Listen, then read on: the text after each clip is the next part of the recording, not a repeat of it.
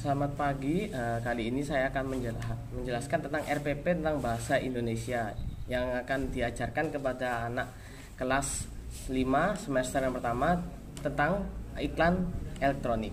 Dan dialokasikan waktunya adalah selama 2 kali 45 menit atau 90 menit. Nah, di dalam pembelajaran ini ada pertumbuhan karakter yang sangat diharapkan, yaitu didiklah orang muda menurut jalan yang patut baginya, maka pada masa tuanya pun ia tidak akan menyimpang dari jalan itu, yang diambil dari Amsal 22 ayat 6. Nah, di bagian ini saya ingin mengajarkan ke anak-anak tentang hal-hal yang benar dan berpatut kepada nilai Kristus, sebagaimana mereka harus mengimani itu dalam kehidupannya. Oke, di dalam kompetensi inti saya membuat ada 4 kompetensi inti, yaitu yang pertama adalah menghayati dan melakukan ajaran Kristus dalam kehidupan sehari-hari. Di bagian ini saya akan mengajarkan bahwa apa yang diajarkan di dalam kekristenan setiap hari, apa yang diajarkan itu adalah sesuatu hal yang kita harus lakukan dalam kehidupan kita sehari-hari. Kompetensi inti yang kedua adalah memiliki perilaku yang jujur, santun, benar, peduli, percaya diri, tanggung jawab, dan dalam kehidupan sehari-hari dimanapun, dimana ini menunjukkan arti anak-anak untuk berperilaku baik dimanapun ia berada, tidak hanya di sekolah, tidak hanya di rumah, tapi dimanapun ia berada, dia menunjukkan perilaku seperti jujur, santun, dan benar, peduli, percaya diri, dan tanggung jawab. Kemudian di KI 3 atau kompetensi inti 3 adalah pengetahuan yang faktual dengan mengamati, bertanya, dengan rasa ingin tahu yang lebih dengan sekitarnya sebagai makhluk ciptaan Tuhan. Kemudian ada kompetensi 4 yang menyampaikan pengetahuan yang faktual secara jelas dan logis di dalam karya, dalam estetis, dan juga memiliki gerakan untuk menunjukkan bahwa anak adalah anak yang sehat secara jasmani dan rohani. Masuk dalam kompetensi dasar, ada 2 kompetensi dasar yang saya berikan. Yang pertama adalah untuk memberitahukan jenis-jenis iklan elektronik, dan yang kedua adalah membuat dan memperagakan pengiklanan yang sering didengar. Dan untuk indikatornya adalah untuk yang pertama adalah murid paham dalam membedah jenis-jenis iklan elektronik, dan yang kedua adalah indikator yang kedua adalah murid bisa mengaplikasikan penggunaan bahasa yang persuasif dalam memperagakan iklan.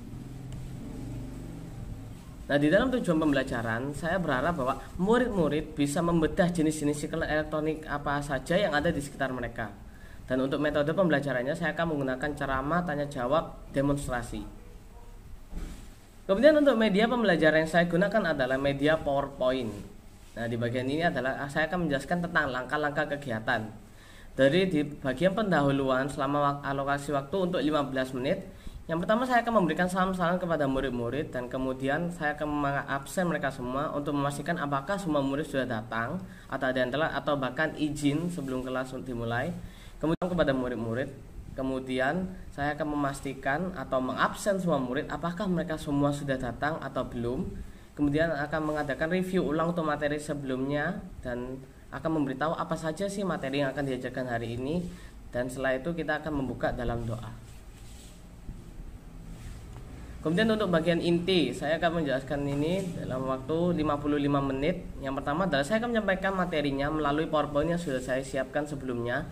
Kemudian melakukan tanya jawab. Tanya jawab ini bersifat mengalir. Jadi seperti ketika kita menjelaskan, kemudian ada murid bertanya, maka akan diberikan waktu untuk bertanya, dan saya akan juga menjawab. Dan untuk kemudian ada drama. Jadi guru akan mempersiapkan drama untuk murid-muridnya agar murid bisa merasakan sendiri bagaimana menjadi di dalam iklan, bentuk sebuah iklan itu sendiri. Nah, guru meminta untuk murid membuatkan iklan mereka sendiri dengan waktu yang sudah ditentukan. Setelah murid membuat iklan, murid akan maju satu persatu untuk menunjukkan hasil iklan yang dibuatnya. Setelah itu masuk ke dalam penutup yang diadakan dalam waktu 20 menit. Yang pertama adalah review ulang di kelas. Jadi apa yang sudah dibelajarkan hari ini akan direview di dalam kelas hari ini. Kemudian tanya jawab lagi dengan murid untuk memastikan apakah murid benar-benar paham. Jika tidak ada pertanyaan, berarti indikator bahwa murid sudah paham. Kemudian murid akan memimpin di dalam doa. Kemudian untuk penilaian, yang pertama adalah prosedur penilaian. Saya menggunakan teknik, yaitu pengamatan dan juga melalui tes. Dalam bentuk penilaiannya adalah soal butir dan project. Untuk penilaian pengetahuan, yaitu yang pertama soal penilaian, dan kedua adalah tes project itu sendiri, yaitu membuat iklan melalui gambar yang ditentukan tadi. Kemudian kita ada penilaian proses. Ya, berikut adalah RPP yang sudah saya jelaskan. Semoga para pendengar dan teman-teman yang melihat video ini bisa memahami RPP apa yang saya buat dan tujuannya.